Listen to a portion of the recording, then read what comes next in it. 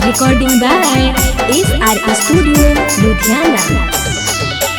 सुनिए गे सीला अये हमर जिला अपन पावर दिखाई देबो। सुनिए गे सीला अये हमर जिला अपन पावर दिखाई देबो। राइफल के नोक पे उठाई लेबोगे और रिया जिला में नचाई देबोगे।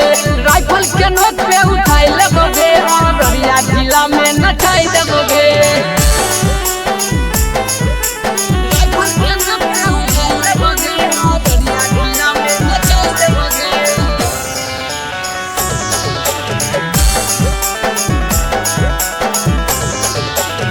बदमाशन के गाँव पड़ेला और रिया जिला बिहार लगे।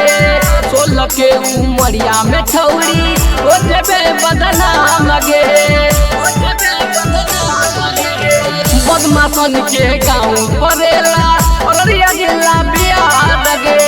16 के उमरिया में छौरी हो जेबे बदनाम लगे। बात हमर मानी नान फानी, बात हमर मानी नान फानी। 1 मिनट में ठंडा जाइबे। राइफल के नोक पे उठाई लेबोगे और रिया जिला में नचाई देबोगे। राइफल के नोक पे उठाई लेबोगे और रिया जिला में नचाई देबोगे। राइफल के नोक पे उठाई लेबोगे और रिया जिला में नचाई देबोगे।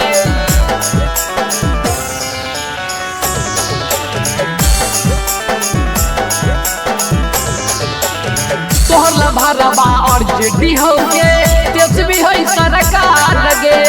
गुंडा गर्दी कैसे होबो है अन्न हमर बिहार लगे। तोहर भरबा और जेडी होगे तेज भी है सरकार लगे। गुंडा गर्दी कैसे होबो है अन्न हमर बिहार लगे।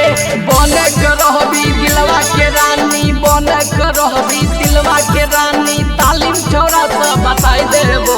राइफल के नोक पे उठाई लेबोगे और रिया जिला में नचाई देबोगे।